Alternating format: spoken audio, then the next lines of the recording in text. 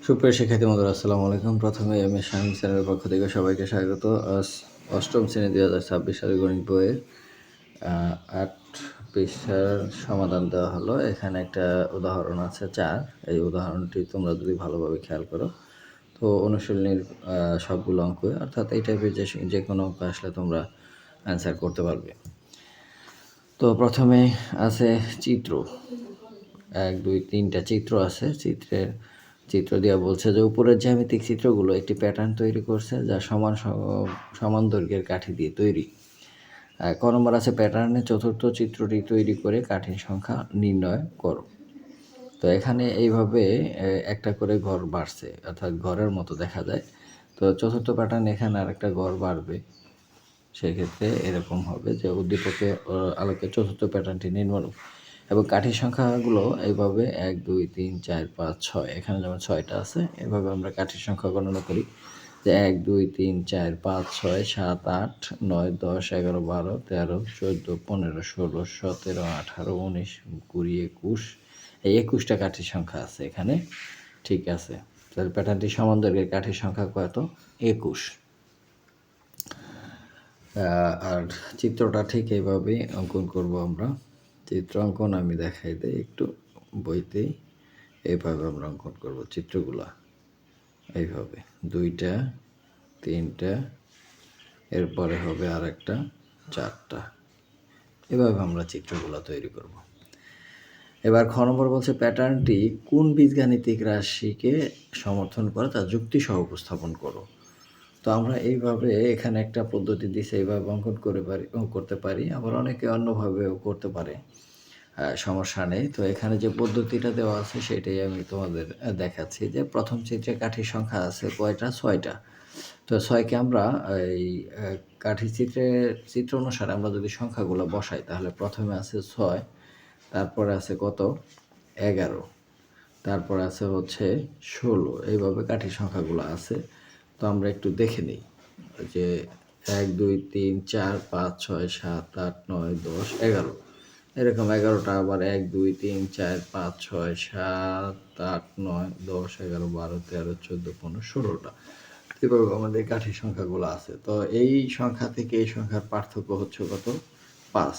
তো আমাদের জ্যামিতিক সংখ্যায় বীজগাণিতিক রাশি যেটা আসবে সেটা কিন্তু 5 আসবে, তার সাথে ক দিব, তারপরে যোগ বিয়োগ যা আসে প্রথম সংখ্যার সাথে, যেমন 1 যোগ দিলে 5 ছকে 5 আর 1 6, এইভাবে সংখ্যাটা চলে আসে। আবার 2 দিলে 5 গুণে 10 আর 1 11, আমাদের কিন্তু বীজগাণিতিক প্যাটার্নটা চলে আসছে। তো এখানে যে নিয়মটা দিছে যে প্রথম চিত্রে কাঠির সংখ্যা 6টি, 6 আমরা লিখতে পারি 5 যোগ 1, তো 5-এর সাথে 1 গুণ করলে 5 ছকে 5 যোগ 1, আবার 11 লিখতে পারি 10 যোগ 1, তাহলে 10 হচ্ছে 5 গুণ 2, 5 গুণে 10 যোগ 1। আবার তৃতীয় চিত্রের কাঠির সংখ্যা হচ্ছে 16টা, তো 16কে আমরা 15 যোগ 1 লিখতে পারি, আর 5 গুণ 15 5 গুণ 3, 3 5 15 যোগ 1। আবার চতুর্থ চিত্রে কাঠির সংখ্যা কয়টা হয়েছিল? 21টা, তো 21টা আমরা লিখতে পারি 20 যোগ 1, 20 যোগ 1, 4 5 20 যোগ 1 21। তো একইভাবে আমরা যদি চলতে থাকে, আমাদের এখানে কনস্ট্যান্ট হচ্ছে এই 5টা, আর 1 2 3 4, এই সংখ্যাটা হচ্ছে পরিবর্তনযোগ্য। এই পরিবর্তনযোগ্য যে সংখ্যাটা সেখানে আমাদের ক বসাতে হবে। তো ক বসালাম 5 গুণ ক যোগ 1, ক এর জায়গায় যে মানটা বসাবো অততম ক দিয়েই প্যাটার্নে বের হবে।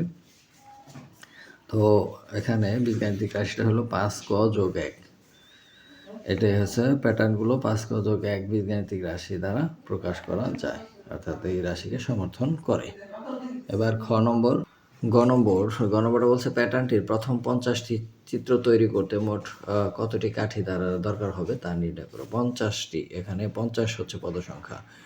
তো আমাদের এই ক্ষেত্রে একটা সূত্র আমরা ব্যবহার করব, সূত্রটার আগেও দেখানো হয়েছে।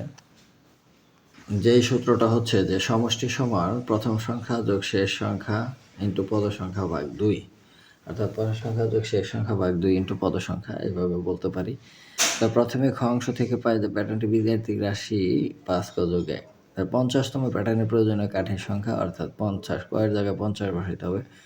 50 বসালে 5 5 25, 250 যোগ 1 251। তারপর এখানে প্যাটার্নগুলো কাঠির সংখ্যাগুলো সমষ্টি হচ্ছে 6 থেকে এইভাবে 6 যোগ 11 যোগ 16 যোগ 21 এভাবে কত পর্যন্ত 251 পর্যন্ত 50তম প্যাটার্ন 251। তো এখানে আমাদের দরকার হবে প্রথম পদ শেষ পদ আর পদ সংখ্যা। প্রথম পদ হচ্ছে 6, এই যে এখানে 6 হচ্ছে প্রথম পদ, আর শেষ পদ হচ্ছে 251। এই প্রথম পদ আর শেষ পদ আমাদের বের করে নিতে হবে। তারপরে পদ সংখ্যা হচ্ছে 50তম পদ, তাহলে পদ সংখ্যা 50 সমষ্টি সমান প্রথম পদ যোগ শেষ পদ ভাগ 2 ইন্টু পদ সংখ্যা হলো 50। তো আমাদের এখানে এই দুটা যোগ করলে হয় 257, আর এই 2 দ্বারা 50 ভাগ করলে হয় 25। এই 25 দ্বারা এই 257 গুণ করলে 6425। এই হচ্ছে